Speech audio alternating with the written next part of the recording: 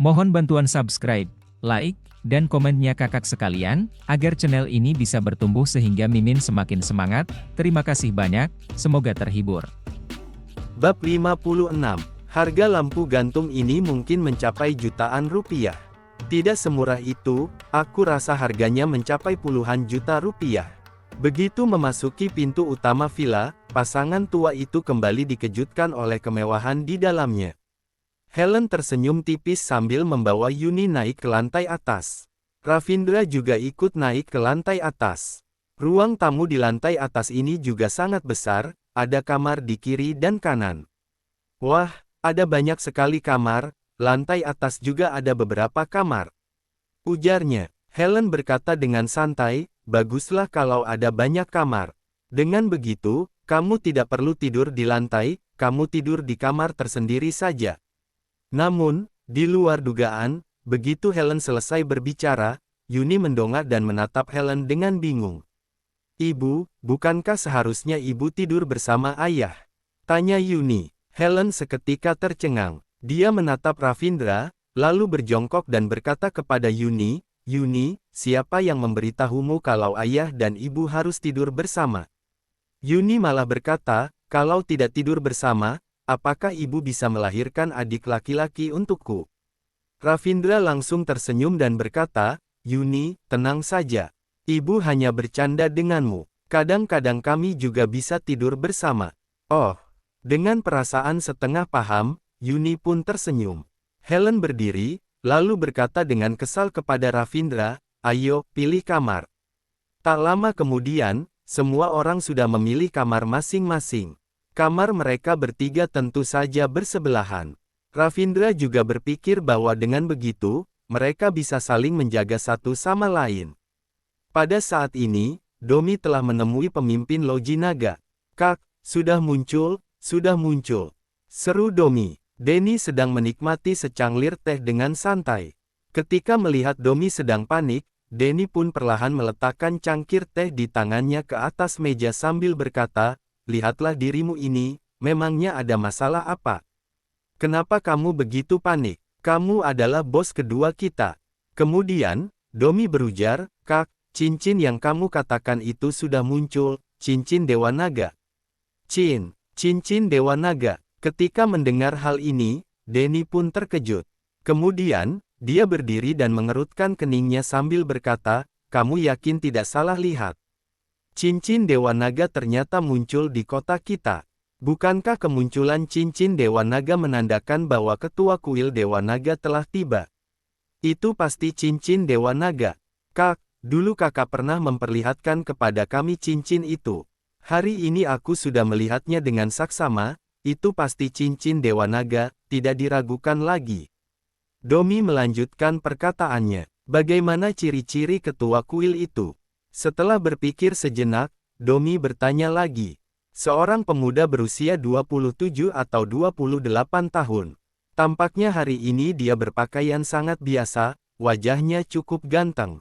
Setelah berpikir sejenak, Domi berkata lagi, Sebaiknya aku menceritakan masalah hari ini secara detail kepadamu." Beberapa saat kemudian, Denny berkata, "Pak Leo bahkan menghormati dirinya, itu berarti Pak Leo tahu bahwa ketua kuil kita bukan orang biasa. Apakah kamu tahu di mana tempat tinggalnya? Ayo kita ajak yang lain untuk pergi menghadap ketua kuil." Setelah selesai berbicara demikian, Denny melanjutkan perkataannya dengan cukup emosional, "Ketua kuil sudah datang." "Domi, apakah kamu tahu apa artinya itu?" "Apa artinya?" Domi tampak bingung. Kemudian, Denny berkata lagi, "Kamu benar-benar tidak punya otak. Itu berarti kita tidak perlu takut kepada dua musuh itu lagi ke depannya. Kita mungkin akan menjadi penguasa yang sebenarnya di dunia bawah tanah kota Lumi ini." Bab 57. Setelah mendengar hal ini, Domi pun merasa sangat senang, lalu segera berkata, "Benar juga, kenapa tidak terpikirkan olehku? Ketua kuil sudah datang. Asalkan dia bersedia membantu kita, apa yang perlu kita takutkan?" "Ya," Denny mengangguk, lalu berkata, "Aku yakin bahwa ketua kuil pasti memiliki kemampuan yang luar biasa, dia pasti orang yang sangat hebat. Jika tidak, bagaimana mungkin dia bisa menjadi pemimpin dari 12 loji? Petik 2. Setelah selesai berbicara demikian, Denny berkata lagi, kamu pergilah untuk mencari tahu di mana tempat tinggalnya. Sekarang sudah terlalu malam. Besok atau lusa, mari kita ajak orang-orang untuk mengunjunginya. Mengerti? Ketua kuil bagaikan dewa kita. Selanjutnya, kamu harus berhati-hati dalam berbicara dan bertindak, jangan membuat ketua kuil tidak senang. Pada saat ini, Ravindra sedang mengendarai mobil. Kemudian, setelah menemukan restoran dengan dekorasi yang sangat unik, mereka pun ingin masuk ke dalamnya. Ketika baru berjalan di depan restoran sambil melihat dekorasi di dalamnya, Cindy mengerutkan kening dan berkata dengan lembut kepada Gilang, Gilang, makan di tempat seperti ini seharusnya tidak murah, kan? Gilang melihat ke arah Ravindra dan Helen yang berjalan di depan, lalu berkata, kamu sebaiknya jangan mengatakan hal seperti itu. Aku rasa pakaian yang dibelikan Ravindra untuk kita hari ini pun pasti mahal. Kalau tidak, bagaimana mungkin uang yang awalnya sejumlah 2,6 miliar itu, hanya tersisa 1,2 miliar saat dia pulang? Kalau mobil itu memang tidak mahal, harga mobil itu tidak sampai 200 juta. Ketika mendengar hal ini, Cindy menarik napas dalam-dalam dan hampir berteriak. Dia melihat pakaian-pakaian itu sangat bagus, harganya pasti tidak murah, tapi dia juga tidak memikirkannya dengan saksama.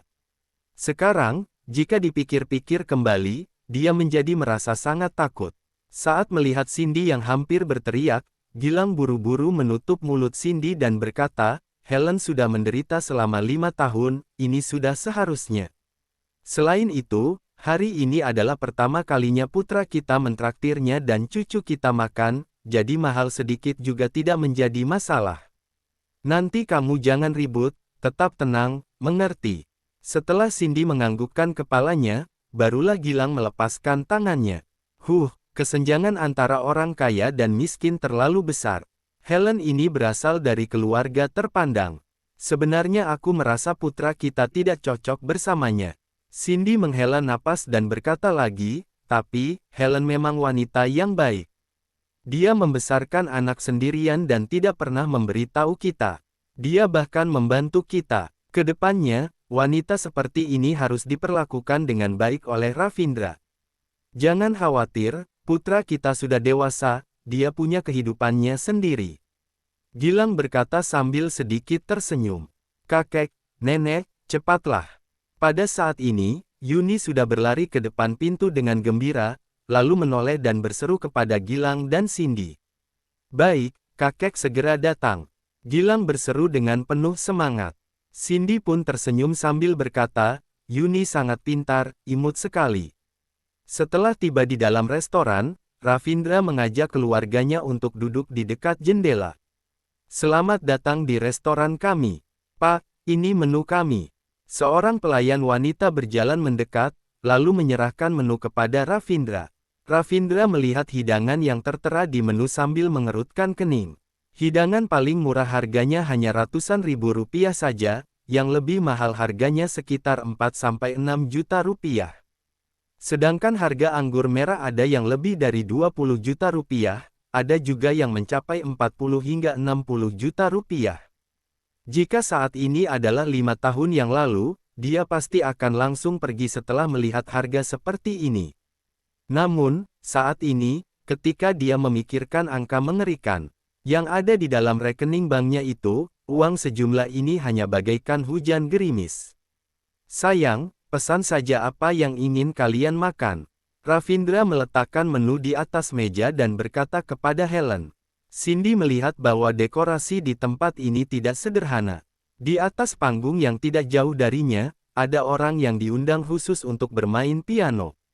Tentu saja dia agak takut kalau makanan di sini terlalu mahal. Bab 58. Cindy segera menjulurkan kepalanya dan melihat harga yang tertera di menu. Dalam seketika, wajahnya langsung menjadi suram.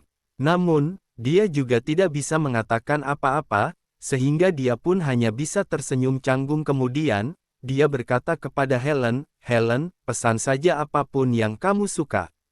Kamu sudah berjerih payah selama bertahun-tahun, ini pertama kalinya Ravindra mentraktirmu makan. Jangan sungkan-sungkan padanya. Gilang sudah mempersiapkan mental untuk melihat harga makanan di sini. Bagaimanapun, tidak banyak orang yang datang untuk makan di sini. Tampak jelas bahwa bukan orang biasa yang mampu makan di tempat ini. Orang-orang yang datang terlihat seperti pengusaha kaya atau semacamnya. Namun, setelah melihat harga-harga di menu, Gilang mengerutkan kening, lalu mengambil teko teh di atas meja dan menuangkan secangkir teh untuk dirinya sendiri. Helen hanya mendongak ke arah pasangan tua itu sejenak. Dia bisa merasakan bahwa Gilang dan Cindy merasa tidak leluasa makan di sini, sehingga dia pun tersenyum dan berkata, "Ravindra, akhir-akhir ini aku tidak ingin makan makanan yang terlalu berminyak, bagaimana kalau kita pindah ke restoran lain saja?" Pada saat ini, ada seorang anak orang kaya yang membawa beberapa pemuda, kebetulan lewat di samping mereka. Setelah melirik Helen, matanya langsung berbinar. Dia segera tersenyum dan berkata, "Cantik, alasanmu cukup bagus. Kalau tidak mampu makan di sini, bilang saja tidak mampu. Kamu bilang tidak mau makan makanan yang terlalu berminyak, hehehe. Di sini ada lobster Australia. Oh ya, abalon dan ikan di sini juga enak. Sarang burung walet juga tidak berminyak, kan?" Pelayan mungkin tidak akan percaya dengan alasanmu itu.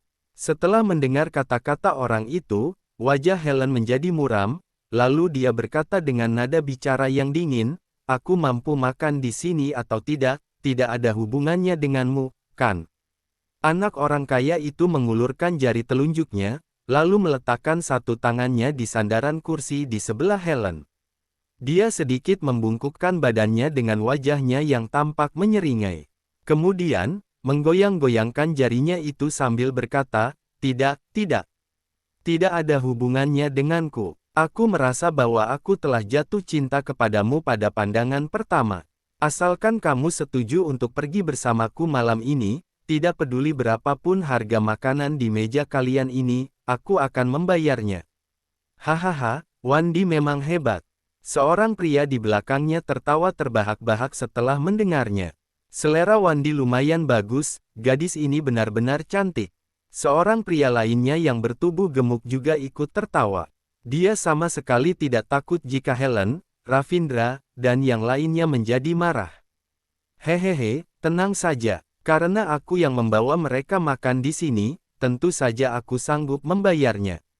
Ravindra tertawa dengan cuek, lalu berkata dengan sopan, "Jadi tolong pergi dari sini. Kalau tidak, aku khawatir kamu tidak akan sanggup menanggung akibatnya." "Astaga, aku tidak sanggup menanggung akibatnya." Begitu mendengarnya, Wandi menjadi semakin sombong. "Hahaha, akulah yang berkuasa di wilayah ini." Setelah selesai berbicara demikian, Wandi berkata lagi pula, "Tadi aku tidak bertanya padamu, aku hanya bertanya pada wanita cantik ini. Meskipun kamu tidak setuju, memangnya kamu bisa apa? Asalkan wanita cantik ini setuju, itu sudah cukup." Dengan ekspresi yang tampak menjadi suram, Ravindra menatap Wandi dengan sorot mata yang dingin. Tatapan matanya mengeluarkan suatu aura membunuh yang kuat. Jika orang tua dan putrinya tidak ada di sini, Ravindra pasti sudah menghajar orang ini dari tadi. Ravindra berusaha untuk mengingatkan diri sendiri agar jangan membuat perhitungan dengan bajingan kecil seperti ini. Oleh karena itu, dia berkata dengan sopan, "Aku adalah suaminya. Menurutmu, apakah ini ada hubungannya denganku?" "Oh, begitu rupanya." Pria itu berdiri dan berpura-pura terkejut. Namun, dia segera mengangkat bahunya. Kemudian, dia merentangkan kedua tangannya ke samping dan berkata dengan ekspresi yang sangat angkuh, "Maaf, aku saat ini menyukai wanita muda yang seperti ini. Dia benar-benar seorang ibu yang seksi. Hahaha, aku menyukainya." Setelah selesai berbicara demikian, Wandi berkata kepada Helen lagi, "Cantik, tenang saja. Kalian mau makan hingga 200 juta pun tidak masalah. Aku punya banyak uang. Kalian sekeluarga bisa menikmati lezatnya makanan di sini. Asalkan aku bisa bersenang-senang denganmu malam ini, itu sudah cukup." "Hahaha, tidak tahu malu." Helen menggertakkan giginya. Wajahnya tampak sangat marah. Kemudian, dia berdiri dan berkata, Ravindra, ayo kita pergi, pindah ke restoran lain saja. Ada lalat di sini. Melihatnya saja aku sudah merasa jijik, bagaimana kita bisa makan? Sialan, berani-beraninya kamu mengataiku lalat. Aku menghargaimu dan bersedia mentraktir kalian makan, tapi kamu malah mengejekku. Begitu mendengar Helen berani mengatainya sebagai lalat, Wandi seketika merasa dipermalukan di depan teman-teman baiknya, sehingga dia mengangkat tangannya dan menamparkan Helen. Bab 59. Detik berikutnya, Wandi sudah jatuh dan berlutut. Ravindra pun mencengkeram pergelangan tangan Wandi dengan kuat hingga dirinya tidak bisa bergerak sama sekali. Ravindra sudah berusaha menahan diri, tetapi Wandi tetap saja mendesak dan tidak berniat untuk melepaskan mereka. Wandi bahkan ingin memukul istrinya. Pada saat seperti ini, bagaimana mungkin Ravindra tidak marah? Dia adalah seorang pria yang tidak bisa ditindas. Ini adalah demi wanita yang telah menderita selama 5 tahun demi dirinya. Dengan kembali mengerahkan sedikit kekuatan, lengan Wandi pun berhasil dipatahkan oleh Ravindra hingga terdengar suara kertakan yang nyaring. Pembuluh darah di dahi Wandi menjadi tampak jelas karena kesakitan. Setelah sedikit ditarik oleh Ravindra, Wandi langsung terlempar ke lantai. Sakit sekali. Rasa sakit yang luar biasa membuat keringat dingin bercucuran dari dahi Wandi. Dia tidak menyangka bahwa kekuatan Ravindra begitu besar. Hanya dengan satu genggaman saja, lengannya bisa patah. Wandi, ada apa denganmu? Kamu baik-baik saja, kan? Teman-teman baiknya menjadi sangat ketakutan. Mereka adalah teman-teman dekat Wandi. Saat ini, tidak ada yang berani untuk membantu. Mereka hanya bisa berlari menghampiri dan memapah Wandi untuk berdiri. Patah, pasti patah. Sakit sekali. Wandi meringis kesakitan, lalu berkata kepada seorang pria bertubuh gemuk, dasar gendut sialan, keluar kamu. Panggil pengawalku kemari. Keparat, apakah kalian benar-benar tidak berguna? Pria gemuk itu baru sadar bahwa masih ada beberapa pengawal Wandi yang sedang menunggu di luar. Dengan sangat ketakutan, dia pun segera berlari keluar. Dasar penjahat, mereka bahkan ingin memukul ibuku. Hebat sekali, ayah. Tanpa rasa takut, Yuni malah bertepuk tangan di dekat mereka. Ravindra, maafkan aku. Kamu jadi terlibat masalah lagi. Dengan raut wajah murung, Helen berkata dengan nada bicara agak khawatir. Sambil tersenyum, Ravindra pun berkata, sayang, kamu juga melihat sendiri situasi tadi. Kalau aku tidak turun tangan, dia akan memukulmu. Kalau untuk hal yang lain, aku masih bisa bersabar. Tapi terhadap siapapun yang berani menindas istriku, aku tidak takut meskipun harus mempertaruhkan nyawa. Begitu mendengar perkataan Ravindra, hati Helen terasa hangat. Tadi Wandi bersikap sangat agresif. Mereka bahkan telah berencana untuk pindah ke restoran lain, tetapi Wandi masih tidak mau melepaskan mereka. Mungkin Wandi memang tidak berniat membiarkan mereka pergi dengan mudah. Cindy dan Gilang juga sangat khawatir, tetapi mereka tidak tahu harus berbuat apa. Tiba-tiba Cindy teringat sesuatu, lalu dia berkata kepada Ravindra, Ravindra, cepat telepon Pak Leo untuk minta bantuan darinya. Dia telah meminta bantuan pengawal, sedangkan kamu sendirian. Bagaimana ini? Ravindra malah menimpali dengan cuek, Ibu, jangan khawatir. Aku bisa menghadapi mereka. Saat di penjara, ahli bela diri itu mengajariku beberapa hal.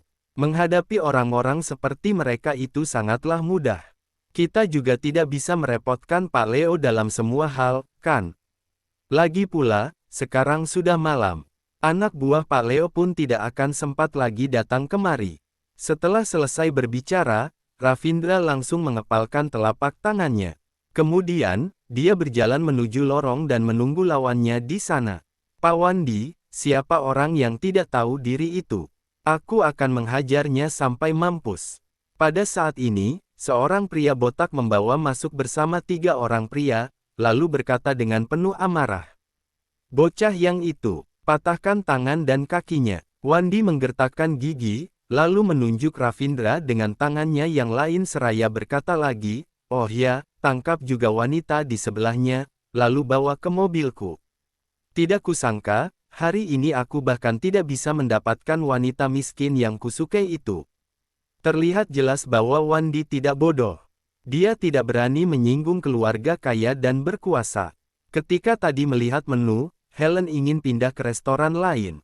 Dengan penuh keyakinan, Wandi berpikir bahwa mereka hanyalah orang miskin. Wandi pun merasa dirinya bisa menindas orang miskin seperti mereka sesuka hati. Jika mereka benar-benar marah, Wandi bisa membunuh keluarga itu secara diam-diam di lain hari. Itu bukanlah masalah baginya. Baik, Pak, tenang saja, serahkan saja kepada kami. Pria kekar itu berkata demikian seraya menepuk dadanya. Dengan cepat, 4 orang itu berjalan mendekati Ravindra dengan langkah kaki yang lebar. Helen mengerutkan kening, lalu menutupi mata Yuni. Bab 60. Mohon maaf, semuanya. Tadi putraku mungkin memukul agak keras, tapi bos kalian yang menindas kami terlebih dahulu. Bisakah kita duduk sambil membicarakannya baik-baik? Berapa banyak biaya pengobatan yang harus dibayar? Biar kami yang akan. Begitu melihat situasi menjadi semakin runyam, Cindy pun segera memohon kepada mereka. Hahaha, nenek tua, harga diriku ini tidak ternilai harganya. Memangnya kalian sanggup membayarnya? Kalau kalian ingin membayarnya juga boleh, harganya 20 miliar. Hahaha, saat melihat sikap Cindy yang seperti itu, Wandi malah tertawa dengan angkuh. Begitu mendengar angka 20 miliar rupiah, Cindy langsung benar-benar terkejut. Bukankah hal itu sama saja dengan menginginkan nyawa mereka? Bu. Namun, setelah keempat pengawal itu melangkah Ravindra tanpa sempat bertindak. Setiap dari mereka menunjukkan ekspresi kesakitan. Tidak mungkin. Bukankah kalian berempat adalah tentara? Bayaran. Sialan. Tentara bayaran macam apa yang tidak berguna seperti ini? Wandi tercengang saat melihat situasi saat ini. Pak, bocah itu adalah seorang ahli bela diri. Kami ini bukanlah tandingannya. Pria botak itu berkata sambil memeluk kakinya dan menahan rasa sakit. Salah satu pengawal lain berkata sambil memegangi dadanya, Pak, sepertinya tulang rusukku patah. Ah, sakit sekali. Bocah, tunggulah di sini kalau kamu memang hebat. Wandi masih tidak mau menyerah. Dia pun mengambil ponsel, dan menelepon ibunya sambil meringis, Ibu, aku ditindas orang. Hiks. Cepat panggilkan bantuan kemari. Utuslah lebih banyak anak buah karena orang ini sangat pandai bertarung. Tangan putramu ini sudah patah. Benar, ibu bawa saja sekalian ketua pengawal keluarga kemari. Para pengawal baru yang ada bersamaku ini semuanya hanya petarung gadungan. Mereka semuanya tidak berguna. Ya, benar, kami ada di. Setelah mendengar pembicaraan Wandi, Ravindra malah merasa sangat lucu. Dilihat sekilas saja, sudah tampak bahwa keempat pengawal itu adalah petarung yang terlatih. Mereka bukanlah petarung gadungan. Jika berhadapan dengan orang biasa, mereka berempat pasti terlihat sangat hebat. Namun, ketika berhadapan dengan orang seperti Ravindra yang pernah dibimbing oleh pria tua gila itu, keempat pengawal itu menjadi tidak ada apa-apanya. Setelah selesai menelepon, Wandi menatap Ravindra dengan sorot mata yang tajam seraya berkata, Bocah, kamu pasti akan mati. Ayo, kita berjaga di luar. Jangan biarkan mereka pergi. Wandi segera membawa anak buahnya keluar dengan wajah suram. Pelayan tadi juga tercengang melihat situasi di hadapannya, sedangkan seorang kepala pelayan lain segera menelepon bos mereka. Si pelayan pun menghampiri, lalu bertanya dengan hati-hati, Pak, apakah masih ingin memesan makanan? Tentu saja, kenapa tidak? Ravindra menatap Cindy dan yang lainnya sambil berkata, Ayah, Ibu, kalian tenang saja. Duduk dan makanlah dengan tenang. Putra kalian ini sangat hebat. Baiklah. Cindy tersenyum canggung. Namun, dia masih merasa khawatir. Aku pesan yang ini. Semua yang agak mahal ini, aku pesan semua. Yang ini, aku ingin 2 ekor lobster. Anggur merahnya yang ini saja. Aku pesan 2 botol dulu. Ravindra tahu, percuma saja menyuruh orang tuanya memesan makanan. Oleh karena itu, lebih baik dia saja yang memesan banyak makanan sekaligus. Totalnya mungkin mencapai ratusan juta rupiah. Baiklah, Pak. Mohon tunggu sebentar. Hidangan akan datang segera kami sajikan. Si pelayan wanita melirik Ravindra. Dia selalu merasa bahwa aura pria ini agak istimewa. Selain itu, Ravindra jelas-jelas tahu bahwa Wandi akan segera mendatangkan bala bantuan kemari, tetapi Ravindra masih saja tidak mau pergi. Tampaknya pemuda itu benar-benar orang yang luar biasa.